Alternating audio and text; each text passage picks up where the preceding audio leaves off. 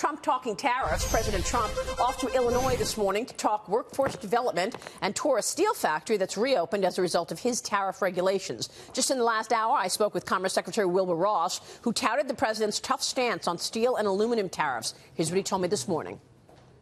To steel and aluminum, there's no intention to abandon those industries. So the president is very happy with the progress they've made in opening new facilities. I'm joining him today as we go out to visit one that had just recently been reopened.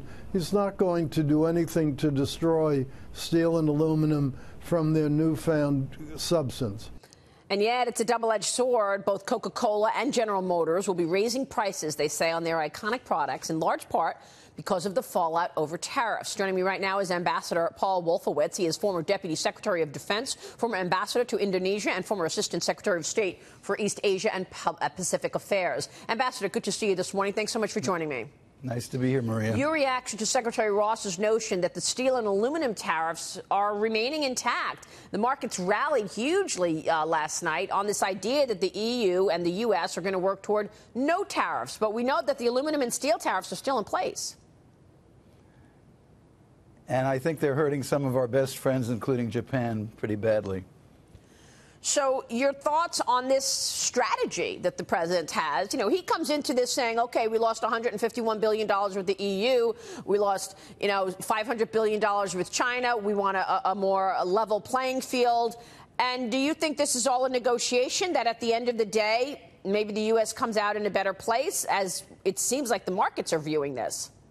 Well, I certainly hope so, because there's no question we need a more level playing field. But we could end up with a very, very rocky one instead if this escalates. Because the president and the European Commission president, Mr. Juncker, yesterday came out very positive and discussed that they are going to have a breakthrough in trade talks to avoid a transatlantic trade war. The two leaders agreeing to hold off on further tariffs, signaling a pause in the president's auto tariff threats. Ambassador, could zero tariffs with Europe become a reality in your view? It will certainly surprise me if it happens, but it would be a good thing. What is your take in terms of what's happening in terms of a ceasefire when it comes to China? President Xi issuing a stark threat to President Trump, claiming that there would be no winner in a global trade war. Your reaction to President Xi's comments, what does yesterday's deal between the U.S. and Europe mean for China? I think it puts more pressure on China. And the issue with China is not so much about the tariffs, although they're relevant, but the real issue with China is the way it's been stealing intellectual property here, and not only by forcing companies to reveal what they have, but also by cyber methods, breaking into corporate secrets. I think it's a very, very dangerous trend that they've been on, and I think it's good to be opposing them. So you're glad in terms of the pushback from America to China in terms of the consistent theft of intellectual property? If it doesn't get out of control. But my sense is, from Xi's comments, is he's much more worried about where it could go than we are. Yeah. Ambassador, let me move on to the president's bilateral meeting with Vladimir Putin. National Security Advisor John Bolton citing Special Counsel Robert Mueller's investigation for a delay, issuing this statement. The president believes that the next bilateral meeting with President Putin should take place after the Russia witch hunt is over. So we've agreed that it will be after the first of the year. How do you expect the U.S. policy toward Russia moving forward, and any thoughts on the president's foreign policy decisions? You know, one of the ironies here is that Putin has obviously succeeded in sowing enormous dissension in the United States over our own political process, which is one of his goals. But he's actually ended up with a Russia policy that's probably much tougher than he might have had otherwise, and may even get tougher still. So you think that then I guess that's a positive in your view?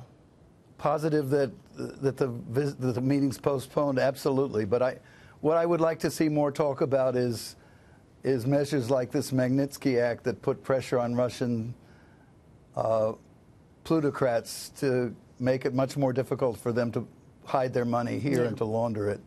And the British instituted something called the unexplained wealth orders, which are now putting a lot of pressure on probably Russians, but maybe other people as well, who are buying expensive property in London through offshore shell companies to hide it.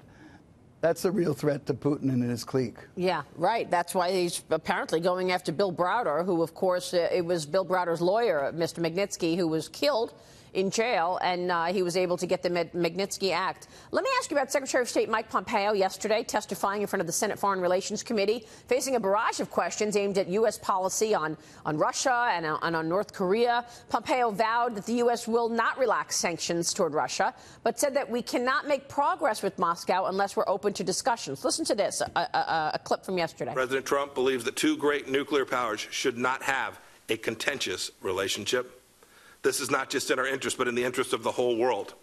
He strongly believes that now is the time for direct communication in our relationship in order to make clear to President Putin that there is the possibility, however remote it might be, to reverse the negative course of our relationship.